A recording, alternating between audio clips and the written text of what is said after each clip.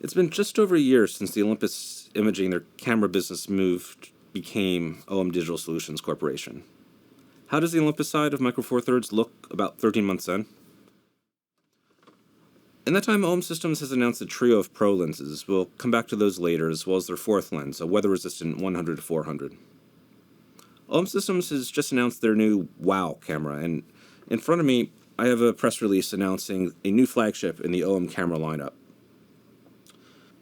20 megapixel sensor with 5-axis sensor shift, 121 phase detect autofocus points, and faster continuous drive.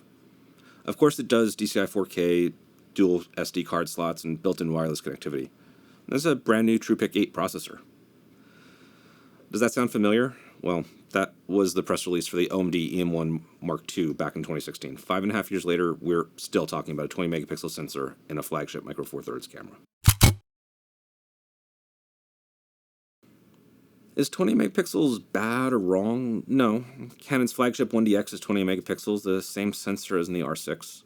And its most recent, not a flagship R3 is 20 megapixels. But let's face it, 20 megapixels in 2020X is like 8 megapixels in 2010, when flagships were moving to 16 or even 20 megapixels.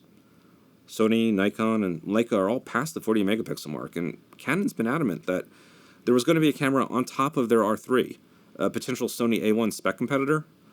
Of course, 20 megapixels in a Micro Four Thirds sensor, stacking 4 of those gives you 80 megapixels and roughly the size of a full-frame sensor.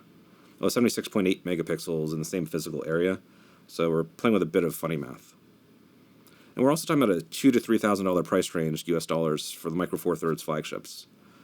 And there's some pretty remarkable glass available, and not irregularly some deals to be had on it. WOW might have been oversold, but we're in the price range for the Nikon Z6 II, between the Sony a7 III and a7 IV, or the Canon R6, where 20 megapixels isn't unreal. I own the R6 and E-M1X, and I've explained why I think the latter was the better purchase. The question the new OM WOW camera needs to answer is it worth the upgrade over the E-M1X or E-M1X? And more importantly, is OM Systems on the right path? And unfortunately, no, I'm not convinced that the WOW camera brings enough to the table beyond an incremental upgrade on the E-M1X, which itself wasn't light years ahead of the E-M1X that we mentioned way at the top.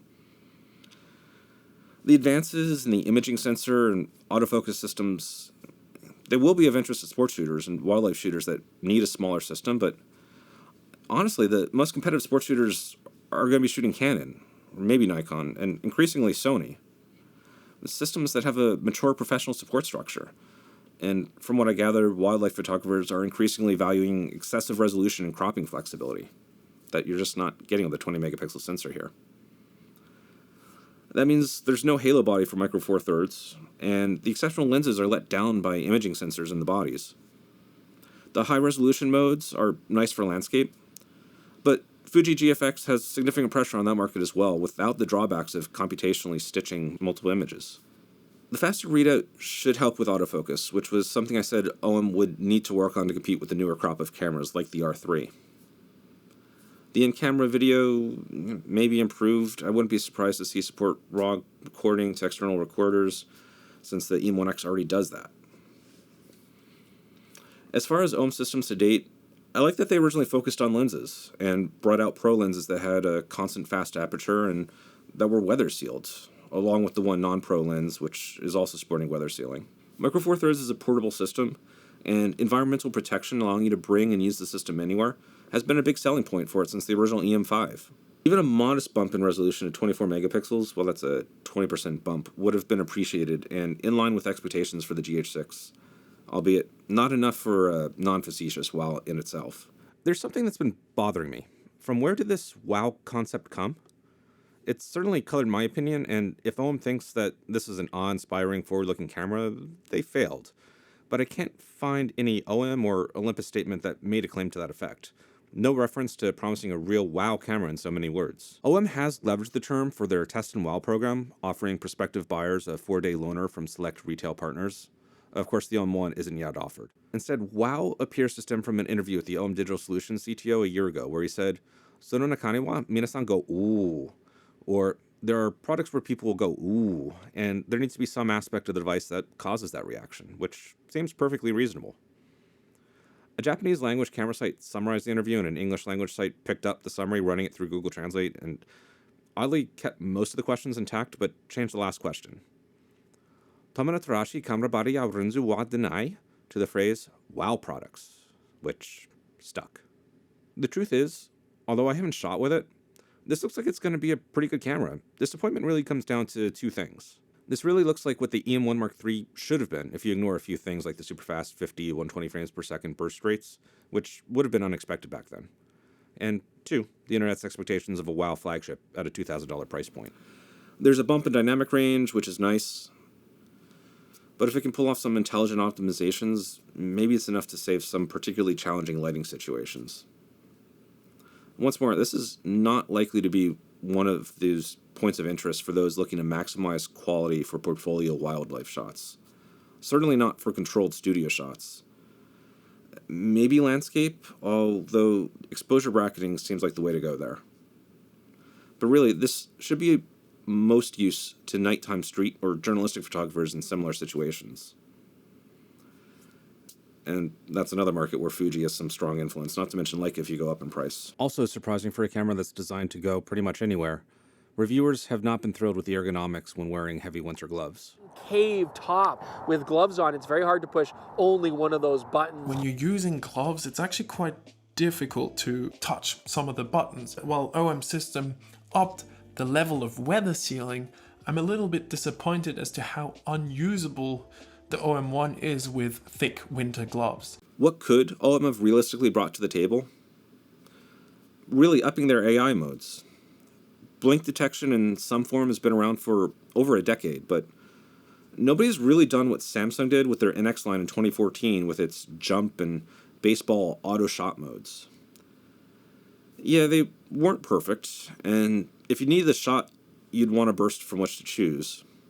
But like blink detection, having the camera suggest the best could be a time saver, and Canon and certainly Sony have almost definitely been working on perfecting those sorts of optimizations. Everyone's caught up to the EM1X in subject detection, and OM R&D has certainly been affected by the bureaucratic shuffling. Sony in particular could be looking at building the technology into their television production equipment, offering a future where camera angles were triggered like in a video game as plays develop, from wind-up to pitch to swing and so on. And we could see some of that trickle back into their camera lines.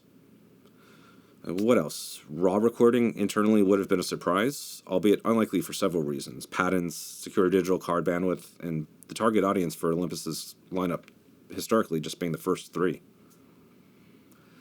I don't know what else practically. 24 megapixels or more, dynamic range improvements, and amazing autofocus at a competitive price is what people wanted. It looks like we only got some of that. OM needed to demonstrate something magical to establish itself and to revitalize the system, and I don't think they did that. The camera, where it released a year ago, may have been different. I'm sure the new OM camera is an improvement and a fine camera, but it's not what the system needed. What's worse, it may be indicative of a failure in OM systems to tell where or how fast the industry is moving, which isn't what we wanted to see. In the end, I've changed my mind to some extent. Originally, I thought this was a failure on OM systems to understand the market, but upon reflection, I look at it as a failure in marketing and managing expectations. The truth is, while this isn't the camera that people wanted right now, it is forward movement for the system. It's a camera we wanted 2 years ago, and that's why the reception is so mixed. It may be a good upgrade for people who have the EM1 Mark II.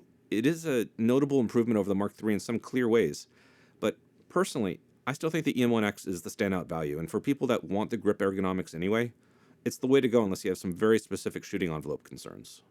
Personally, I think an EM5 size camera with many of the OM1's features would be a good accompaniment to the EM1X, but until that appears, I'll have my eyes towards the GH6, and likely the OM1 successor.